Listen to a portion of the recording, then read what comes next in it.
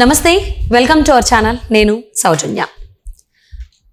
తిరుపతిలో జరిగినటువంటి education సమ్మిట్లో CM Jaganmohan Reddy చాలా వ్యాఖ్యలు చేశారు. ఆ వ్యాఖ్యలు బట్టి ఆలోచిస్తున్నట్లయితే ఆయనకు కూడా ఓటమి భయం పట్టుకుందా వైసీపీ నాయకులతో పాటు సమానంగా అనేటువంటి అనుమానం కలుగుతోంది. ఆయన అలాంటి వ్యాఖ్యలు ఎందుకు చేశారు ఏంటి, అండ్ అక్కడ జరిగింది ఏంటి ఎడ్యుకేషన్కి సంబంధించి, సో దాని గురించి మాట్లాడకుండా ఆయన పాలిటిక్స్ని కూడా అందులో తీయడం జరిగింది. సో దీన్ని వెనుకున్నటువంటి ఆంతర్యం ఏంటి, ఆయన ఎందుకు ఇలాంటి మాటలు మాట్లాడారు, ఈ అంశానికి సంబంధించి మనతో మాట్లాడడానికి, వారి విశ్లేషణను మనతో పంచుకోవడానికి ఈరోజు మనతో పాటు ఉన్నారు senior journalist, senior political analyst CS Rao గారు ఉన్నారు. వారితో మాట్లాడదాం. నమస్తే అండి. నమస్తే సౌజన్య. ఎడ్యుకేషనల్ సమిట్లో సీఎం జగన్మోహన్ రెడ్డి ఎడ్యుకేషన్లో ఆయన చేసినటువంటి చేంజెస్ గురించి, సంస్కరణల గురించి మాట్లాడకుండా దాంతో పాటుగా ఓటమి భయం పట్టుకున్నటువంటి వ్యక్తి ఎలా అయితే మాట్లాడతారో, అంటే వైసీపీ నాయకులు ఎలా అయితే మాట్లాడుతున్నారో గత కొన్ని నెలలుగా ఈయన అలాంటి మాటలు మాట్లాడారు. అంటే వాళ్ళతో పాటు ఈయన కూడా ఓటమి భయం పట్టుకుందా, లేకపోతే ఇదేమన్నా గేమ్ ప్లాన్ అనుకోవచ్చా, అసలు ఏమై ఉండొచ్చు అంటారు? ఇప్పుడు ఒకటి ఏంటంటే, మన నోట్లో నుంచి ఏదైనా ఒక వాయిస్ రావాలంటే అది ముందు మదిలో ఉండాలి. మదిలో ఉంటేనే అది వస్తుంది, అదర్వైజ్ అప్పటికప్పుడైతే రాదు కదా. అలానే జగన్మోహన్ రెడ్డి పాల్గొన్నటువంటి ఎడ్యుకేషన్ సబ్మిట్లో తిరుపతి కేంద్రంగా చేసుకొని ఆయన ఒక ఇంటర్వ్యూ ఇచ్చాడు ఇండియా టుడేకి. రాజ్దీప్ సర్దేశాయ్ ఇంటర్వ్యూ చేశారు. దాన్ని సెంటిమెంట్ రూపంలో, రాజకీయ రూపంలో ఇలా కన్వర్ట్ చేసుకున్నాడు జగన్మోహన్ రెడ్డి. అక్కడ జరిగిందేమో ఎడ్యుకేషన్ సబ్మిట్, ఈయన మాట్లాడిందేమో పాలిటిక్స్. సో జగన్మోహన్ రెడ్డి వాటి పాలిటిక్స్ గురించి మాట్లాడుతూ తన మదిలో ఉన్నటువంటి మాటని వ్యక్తం చేసేసారు. ఏం వ్యక్తం చేశారు? నేను చేయాల్సిందంతా చేశాను, ఇక నేను దిగిపోతాను, సంతోషంగా దిగిపోతాను, దిగిపోయినా సంతోషమే నాకు అనేటువంటి వ్యాఖ్యలు చేశారు. అంటే ఓడిపోతాను అనేటువంటి ఒక భావం, ఒక భయం, ఒక ఆందోళన లోపల ఉండాలి. లేదంటే ఆ మదిలో ఉన్నటువంటి మాట రాదు, ఎవరికీ రాదు. సో ఆయన ఏమన్నా నేను చేయగలిగిందంతా చేశాను, దిగిపోవాలి చేస్తే సంతోషంగా దిగిపోతాను అని అన్నారు. అంటూ ఆయన శాపనార్థాలు కూడా పెట్టాడు. ఎవరికి? షర్మిలాకి. ఆ వేదిక మీద నుంచి. ఆ వేదిక ఏమో ఎడ్యుకేషన్ సబ్మిట్. ఎడ్యుకేషన్ సబ్మిట్లో ఏం చెప్పాలి? రాష్ట్రంలో ఉండేటువంటి ఎడ్యుకేషన్కి సంబంధించినటువంటి ఆయన ఏదన్నా చేస్తే అది చెప్పాలి, నాడు నేడు ప్రోగ్రాం చెప్పాలి, దాని మీద విమర్శలు వస్తున్నాయి. అలాగే ఆయన ఏదో కొన్ని ఎడ్యుకేషన్కి సంబంధించినటువంటి సిలబస్ను మార్చారు. సిలబస్ను మార్చి దాంట్లో టోఫెల్ సిలబస్, ఆ తర్వాత ఈ బైజూస్, తర్వాత కంప్యూటర్స్, ల్యాప్టాప్స్ పంపిణీ, వీటిలో అంతా గందరగోళం జరిగిందని చెప్పి న్యూస్ వస్తుంది.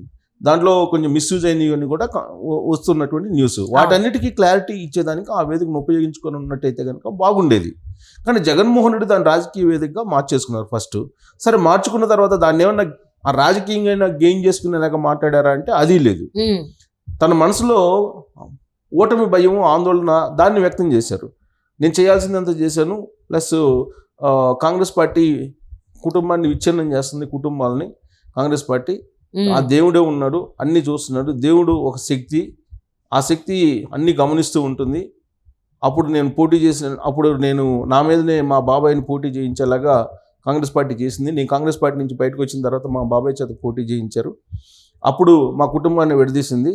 ఇప్పుడు మా చెల్లెల్ని పిసిసి అధ్యక్షురాలుగా చేసి ఇప్పుడు మళ్ళా మా కుటుంబంలోనే చిచ్చు పెట్టారు అని చెప్తూ దేవుడు అన్నీ గమనిస్తూ ఉంటాడు, దేవుడు అంటే మహాశక్తి, తగిన గుణపాఠం చెప్తుంది కాంగ్రెస్ పార్టీకి అని చెప్పి దేవుడు గుణపాఠం చెప్తాడని చెప్పి శాపనార్థాలు పెట్టాడు ఆయన. ఆ వేదిక మీద నుంచి శాపనార్థాలు పెడుతూ నేను ఓడిపోయినా సంతోషంగా దిగిపోతాను అని చెప్పారు. అంటే ఏంటి?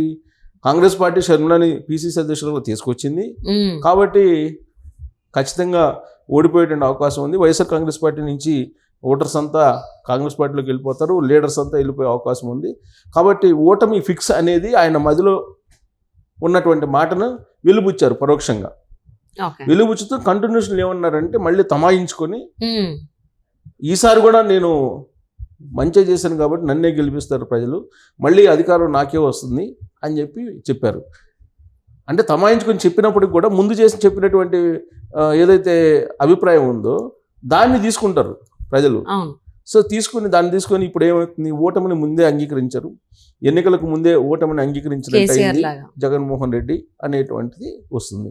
సరిగ్గా ఇలాంటి కామెంటే కేసీఆర్ కూడా గతంలో చేశారు. ఎన్నికల సమరం స్టార్ట్ అయినప్పుడు, అసెంబ్లీ ఎన్నికల సమరం తొలి సమావేశంలోనే ఆయన, నేను ఓడిపోతే నాకేం నష్టం లేదు, మీకే నష్టం, తెలంగాణ ప్రజలకే నష్టం, నాదేమో నేను ఫామ్ హౌస్లో కూర్చొని నేను రెస్ట్ తీసుకుంటాను, అని చెప్పి ఆయన అన్నారు. అంటే జనరల్ గా కేసీఆర్ ఏం చేసినా ఇంతకు ముందు ఆయన సేమ్ జగన్మోహన్ రెడ్డి ఫాలో అయ్యేవాళ్ళు. బట్ తెలంగాణ ఎన్నికలు జరిగిన నేపథ్యంలో ఆయన చేసింది ఏదైతే సిట్టింగ్ ఎమ్మెల్యేలకి టికెట్లు ఇవ్వడం ఉందో అది అక్కడ జగన్మోహన్ రెడ్డి చేయట్లేదు. కానీ ఇప్పుడు ఎందుకు ఆయన మాట్లాడిన మాటలు రిపీటెడ్ ఫాలో అవుతున్నట్టు ఇది చేస్తున్నారు, చేయరు కదా. ఇప్పుడు కేసీఆర్ కూడా తెలుసు కేసీఆర్ ఓడిపోతాడని, అతను సర్వేలు చేయించుకున్నారు కదా. అప్పుడు ప్రశాంత్ కిషోర్ పిలిపించుకున్నాడు, సర్వేలు చేయించుకున్నారు, ఆయన సొంతంగా సర్వేలు చేయించుకున్నారు. తర్వాత ఎమ్మెల్యేల్లో దాదాపు 40 మంది అవినీతికి పాల్పడ్డారని ఆయనే చెప్పారు. అప్పుడు 40 మంది అవినీతి పాల్పడినారు, రైతు బంధువులు అవినీతి చేశారని చెప్పి ఆయనే చెప్పాడు కేసీఆర్ రివ్యూ మీటింగ్లో. తర్వాత నన్ను ఓడిస్తే కనుక నాకు వచ్చే నష్టం లేదు, నేను పోయి ఫామ్ హౌస్లో రెస్ట్ తీసుకుంటాను అని చెప్పి ఆయన చెప్పారు. సో అదే జరిగింది. సీన్ కట్ చేస్తే తెలంగాణ అసెంబ్లీ ఎన్నికల్లో కూడా అదే జరిగింది. సేమ్ ఇప్పుడు ఈ జగన్మోహన్ రెడ్డి ఏం చెప్తున్నారు, ఇప్పుడు రాజశేఖర్ రెడ్డి జగన్మోహన్ రెడ్డి కూడా అదే చెప్తున్నారు. ఇప్పుడు సో మేము చేయాల్సింది చేశాను, ఓడించినా నేను సంతోషంగా దిగిపోతానని చెప్పి చెప్పడం వెనక కారణం ఏమైంటుంది, ఇటీవల కాలంలో అనేక సర్వేలు చేయించుకున్నారు ఆయన. ఆ సర్వేలు చేయించుకున్నటువంటి క్రమంలో దాదాపు 70 మందిని మార్చాలి అని చెప్పి ఆయన నిర్ణయించుకున్నారు. తన గ్రాఫ్ బాగుందని ఆయన భావిస్తూ ఉన్నారు. పరిపాలన అద్భుతంగా ఉంది, కానీ ఎమ్మెల్యేల గ్రాఫే బాగలేదు, ఎమ్మెల్యేలను మార్చేస్తే మొత్తం సరిపోతుందని చెప్పి ఆయన ఎమ్మెల్యేలు మార్చేటువంటి కార్యక్రమంలో ఇటీవల కాలంలో బిజీగా ఉన్నారు. దాదాపు ఇప్పటికి 4 విడతలుగా జాబితాలను విడుదల చేశారు. మళ్ళీ వాటిని కూడా సరి చేసుకునేటువంటి అవకాశం ఉందని చెప్పి కూడా చెప్తూ ఉన్నారు. మళ్ళీ 5, 6 ఫైనల్ లిస్టులు ఎన్ని వస్తాయో తెలియదు, ఫైనల్ లిస్టులు వచ్చేటువంటి అవకాశం ఉందని చెప్పి అంటున్నారు. ఎంత హైరాణ చూస్తుంటే కనుక ఓడిపోవడానికి సిద్ధంగా ఉన్నారు అనేటువంటి అభిప్రాయం కలుగుతుంది. సో ఎవరు అడిగినా కానీ మీరు ఎందుకు మారుస్తున్నారు అని అంటే ఆయన చెప్పేది ఎమ్మెల్యేలు గ్రాఫ్ బాగాలేదు అందుకే మారుస్తున్నానని. సహజంగా ఇన్ని మంచి పనులు చేసినప్పుడు జగన్మోహన్ రెడ్డి ఆయన కాన్ఫిడెంట్ ఉండాలి, ఆయన మంచి పనులు చేస్తే ఆ బెనిఫిట్ ఎమ్మెల్యేలకు కూడా రావాలి. ఎమ్మెల్యేల మీద వ్యతిరేకత వచ్చి జగన్మోహన్ రెడ్డి మీద ఎందుకు పాజిటివ్ వస్తుంది?